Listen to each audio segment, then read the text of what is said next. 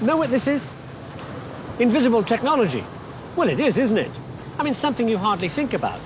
And yet, what extraordinary connections this humdrum stuff has.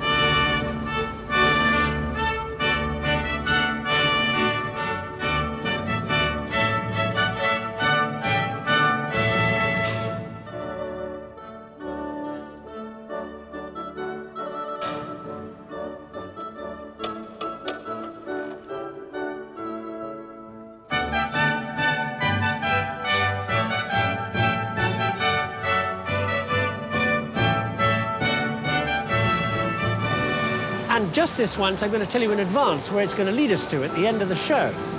Back here, to something in this scene you're already looking at. See if you can spot it. Okay, now I've given you a clue. It should be easy.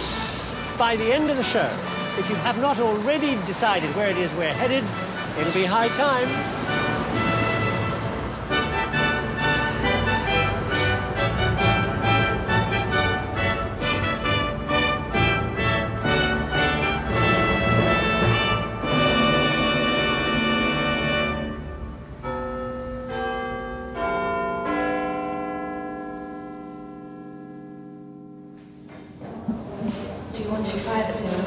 Romeo 5020.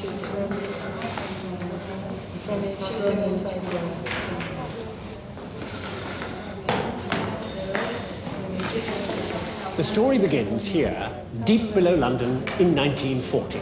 Battle of Britain, British Air Defence Headquarters, England, France. Okay. We are here, the Germans are here. Or rather, here, here, and here, coming across the channel towards us. No problem. Radar stations here, here, and here will spot them and save us all. But the radar aerials along the British coastline are so big, they're a very easy target. The answer? Cling wrap. Technical term, polythene. First discovered by accident in 1933, when there was an explosion in an English chemical lab. They were actually looking for dye, and there, stuck to the bits of glass, was polythene. By the time they got it into production, it was just what the defense staff here needed, and just in time for the first of the really massive air raids.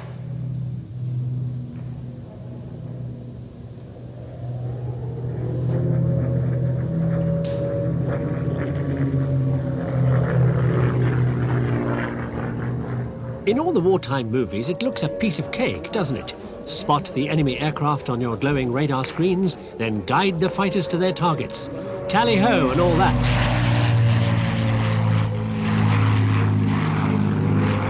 Except the easiest target for the enemy is big radar aerials. Small aerials are safer, but they make small signals that need special insulation. But what insulation? Polythene turned out to be great insulation.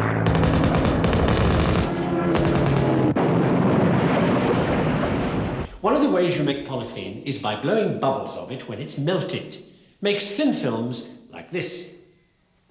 Just like soap bubbles like this. They're both colloids. That's molecules that make squeezy, stretchy, slippery stuff. So a lot of what polythene people know about polythene comes from what soap people know about soap. Interesting things, soap bubbles. A Scottish scientist once kept a soap bubble alive, so to speak, for 3 years. Of course, the Bible on soap was written at the beginning of the 19th century by a fellow who did most of his work in Paris, name of Chevreul. And Chevreul's contribution to the sum of total knowledge was that he found out why soap makes you clean.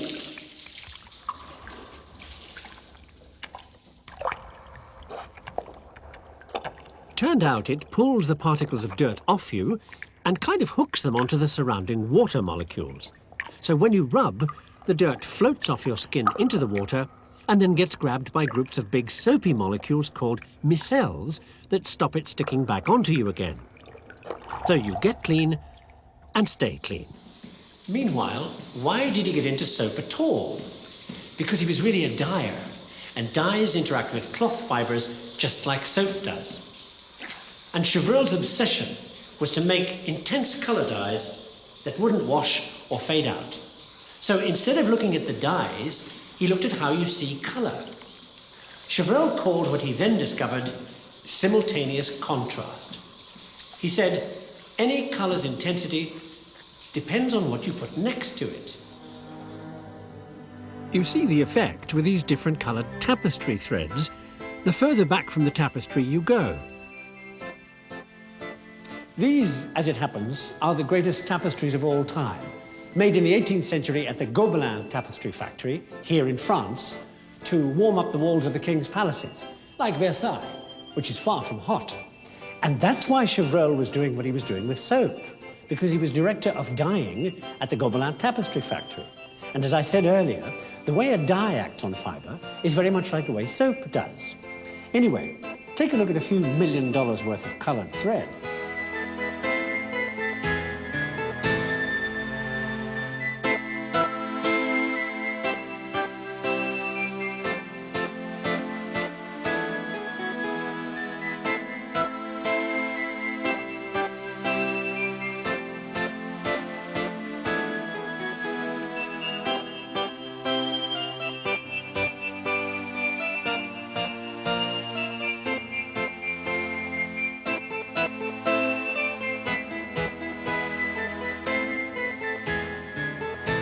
I'll do just one more bit of art gallery stuff, and then we're off to exotic foreign locations on this trail that started with cling wrap. 50 years before Chevreul, Gobelin tapestry design suddenly went very subtle, because they started working with a new kind of interlocking stitch, so you could weave very subtle designs. So the then boss hired a couple of painters to design this kind of pattern. Subtle needlework, right? But you've probably already guessed, you're not looking at a European design. And these Chinese figures are a clue to why the world-famous Gobelin factory didn't begin life as a tapestry factory at all. The reason was that back in the early 17th century, the West had rediscovered the mysterious East. And in spite of the fact that getting out here involved months at sea, in leaky boats with rotten food and scurvy, people were lining up for the privilege. Because the marketplaces of China and Japan were full of the kind of stuff that would make any European antiques dealer seriously rich, seriously quick.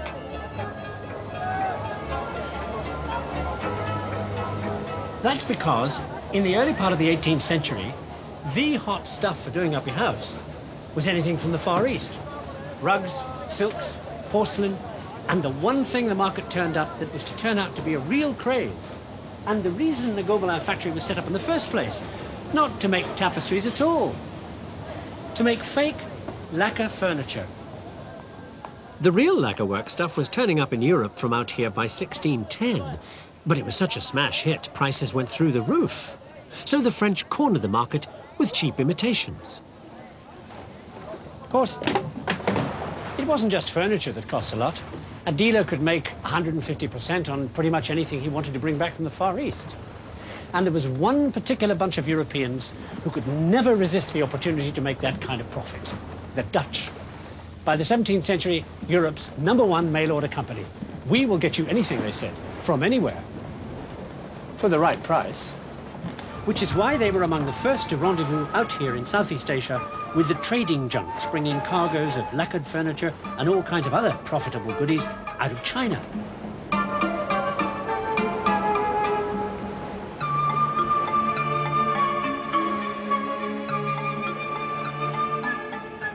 Unfortunately, right from the start, the Dutch had a small problem with actually getting to the rendezvous. Take a look at this map. We are here. Now, at the time, there's only two ways to get here from Holland. This way, south and across the Pacific, and this way, south around Africa. This route is sewn up by the Portuguese, and this route by the Spanish. You try either way, and you got blown out of the water, which wasn't going to stop the Dutch. All the explorers and investors from the 6 main Dutch ports got together, set up a joint venture called the Dutch East India Company, and started looking at ways around this minor problem of how to get at all that profit out east. And once they'd started really thinking about the problem, the solution appeared to be idiotically simple. If you couldn't go south, go north. You're smiling because you know what they didn't, because it wasn't on their maps, because they didn't know it existed. This.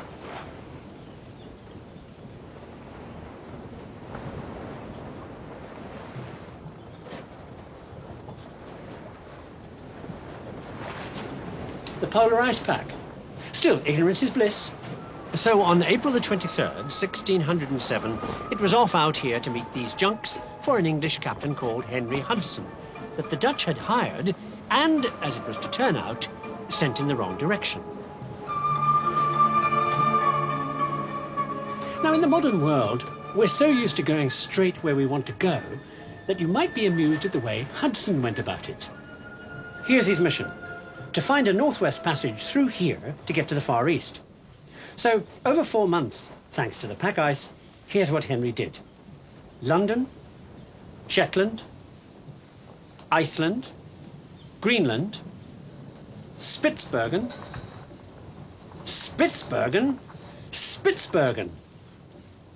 Greenland, give up and go home. Failure? Not a bit of it. Because all that bumping into Spitzberg meant he charted the place pretty well.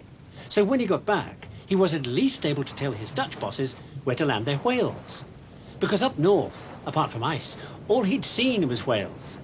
At that time, the most financially rewarding thing afloat this side of a Spanish treasure ship.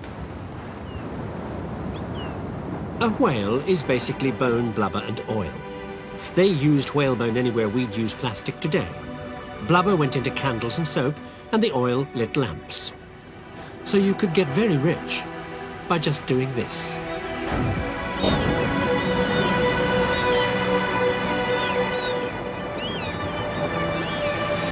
Arctic whaling lasted 300 years, and it's a perfect example of the strange way history works. Because Henry Hudson wouldn't have even had a bad map if it hadn't been for a fellow here in Belgium who sold French underwear, fancy leather, wine, mirrors, and holy books. This was his printing shop in Antwerp, and he was the hottest publisher in the 16th century. And his name was Christopher Plantin. Why he was such a big shot is because he talked himself into the biggest print job ever.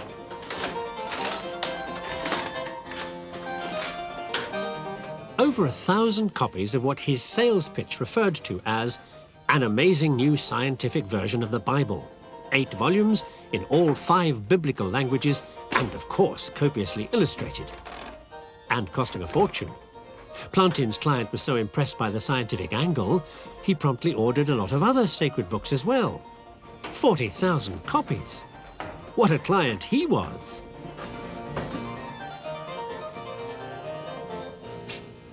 Philip II of Spain. The kind of client every publisher dreams of. And how all this got Henry Hudson to Spitsbergen has to do with the scientific spin Plantin put on his proposition. This was going to be a Bible, he said, with a database attached. Something in the Bible you wanted to know more about, here it was, in an appendix. Plantin pulled in experts to write these appendices. Linguists, zoologists, historians, draftsmen, bankers, and of course, cartographers to do the all-important maps of the Holy Land. And when they'd done their stuff for Plantin, they went out and set up for themselves. Caused a kind of knowledge fallout that in a way helped to kick off what we in the modern world call science. One of these fallout people was a Calvinist minister called Plancius, who was a pupil of the great mapmaker Mercator, who was also published here. So Plancius was very keen on things nautical. And it was Plancius who persuaded the Dutch East India Company to hire Henry Hudson. And it was Plancius who thought up the northerly route to China that got Henry Hudson nowhere but Spitsbergen. And that's how the printing press ended up doing for the poor old whales. That's history for you. And remember, we got here from cling wrap. But why here? Why did Philip II need so many holy books?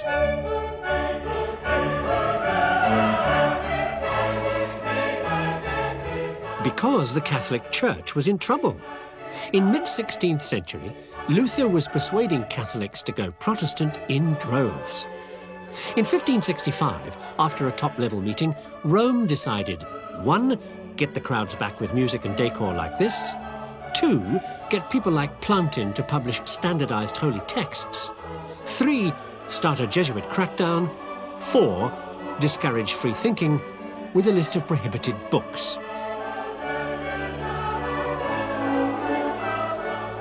One of the first books on that list was written by a Pole called Copernicus, who reckoned that the Earth wasn't the center of the universe, which Rome said it was. Now, nobody much took what Copernicus had said seriously until 1610, when here, just outside Florence, an Italian math professor called Galileo, living in the nearby village of Arcetri, published descriptions of what he'd seen the previous year when he'd looked up at the sky through an amazing new Dutch gizmo.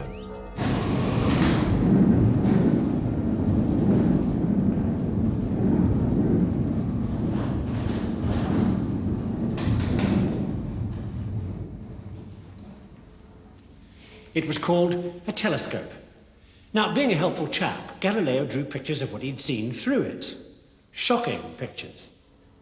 I mean, that little circle's Jupiter, and those little X's on either side of it are Jupiter's moons. Now, if the Church was right, and the Earth really was the center of everything, then what business had those little moons going round anything else? Well, that put Galileo's work on the Pope's hit list right off, because he was seeing things in the sky you weren't supposed to see, like mountains on the moon, that the Church said was supposed to be a perfect, featureless heavenly body. Meanwhile, back on Earth, what got most ordinary people all excited wasn't that theological stuff. It was the fact that telescopes had now improved enough for you to get really good fixes on stars. Great news for ship's captains. Take a star you want to fix on. Okay, using a good telescope, you find the angle that the star is at up in the sky. Then you look that angle up in your book of star tables, and they tell you where on Earth you have to be to see the star at that angle at that time. Trouble was, the star tables were based on the Earth being a perfect sphere. But if it wasn't, you could be miles away from where you thought you were. If the Earth were a perfect sphere, a 1-degree difference in a star fix would be seen from points on Earth, let me exaggerate to make the point, this far apart. And wherever you went on Earth, that distance would be the same. Well, in 1763, a bunch of French scientists took some extremely precise star fix measurements up in Lapland to check this out.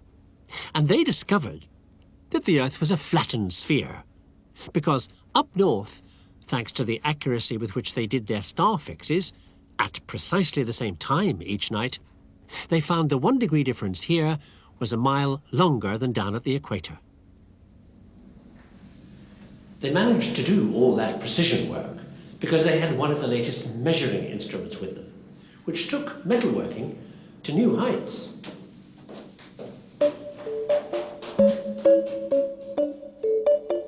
This is the miracle machine, George Graham's clock. Most accurate ever built till then, because of the way Graham had shaped the pallet arms. That's one moving in and out of the drive wheel teeth, see? Its special shape means it releases the wheel at a very precise moment. So, since the 2 pallet arms are rigidly fixed to the pendulum behind, the drive wheel is caught and released by one arm or the other with every swing of the pendulum.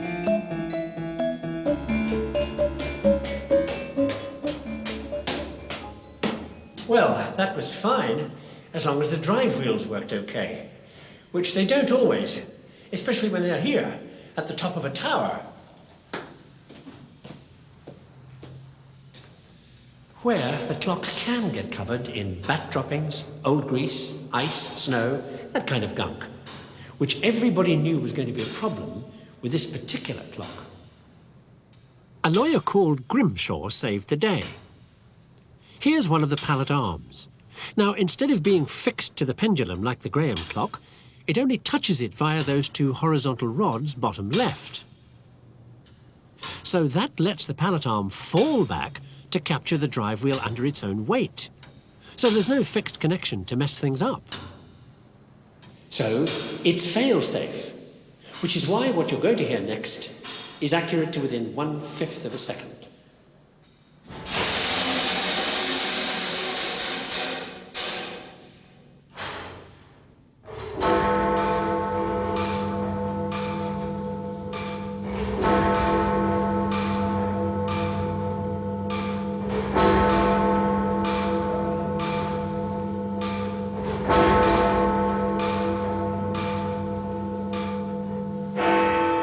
Well, I expect you know the clock I was talking about.